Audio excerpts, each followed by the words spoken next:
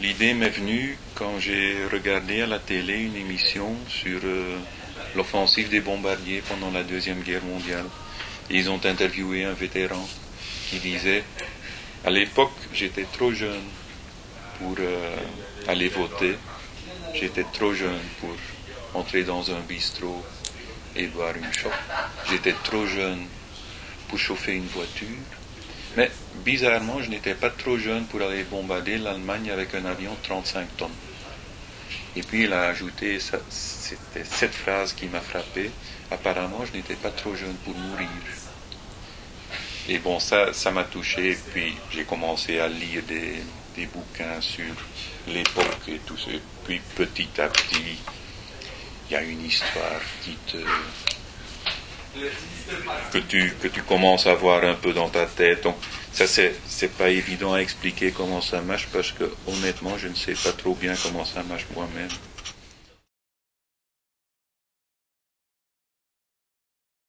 C'est presque la partie du boulot que j'aime le mieux, quoi. Découvrir quelque chose que je ne connaissais pas.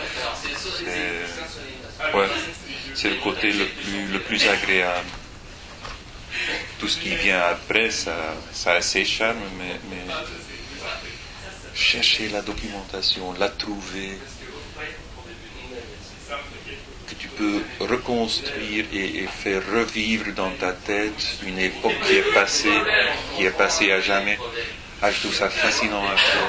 Et puis, la traduire en BD et d'essayer de transmettre cette sensation à un public. C'est formidable, c'est vraiment formidable.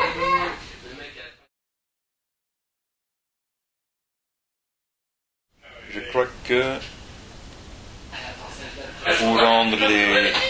pour que les gens comprennent quelque chose, il faut que tu racontes les choses d'une façon compréhensible.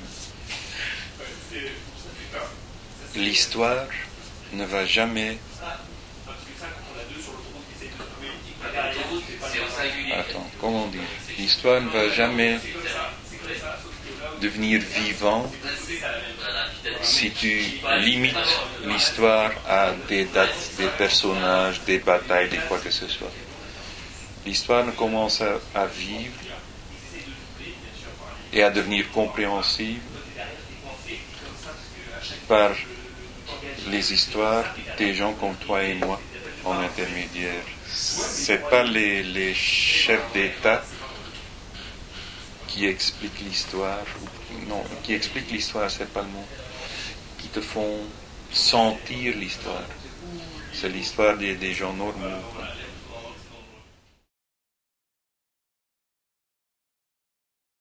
La dernière BD que j'ai lue, que j'ai vraiment adorée, c'est pas encore sorti, c'est Le Spirou d'Émile Bravo.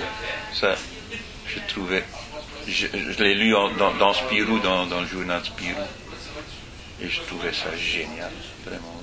Il n'y a qu'un seul mot pour ça, c'est génial.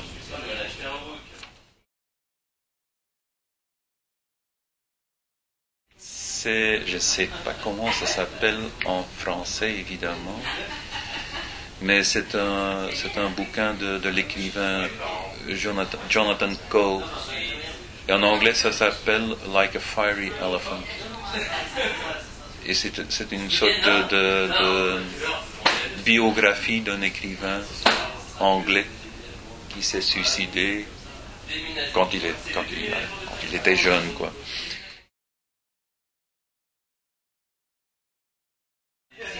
Le dimanche passé, j'ai été voir à Anvers Chris Christofferson.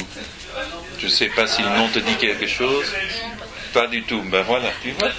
Chris Christofferson a 71 ans, je crois. Il était seul sur scène avec sa guitare et c'était formidable.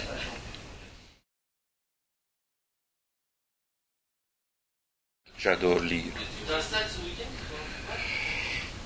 J'adore me promener, j'adore travailler dans mon jardin, jouer avec mes chats.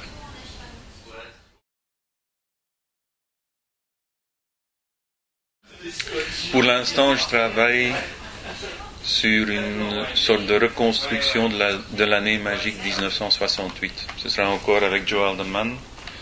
Ce sera une diptyque. Et j'avais espéré de sortir le premier tome cette année-ci encore pour le 40e anniversaire, mais j'ai attrapé du retard, donc à mon avis ça va être pour le 41e anniversaire qu'on va sortir le premier tome.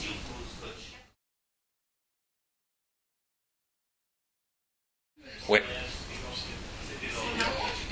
Et c'est une histoire qui se déroule pour une partie au Vietnam et pour une partie aux États-Unis quand le personnage principal, je dirais pas le héros, rentre aux États-Unis après la guerre. Pardon, après avoir fait son tour of duty. Voilà, c'est ça.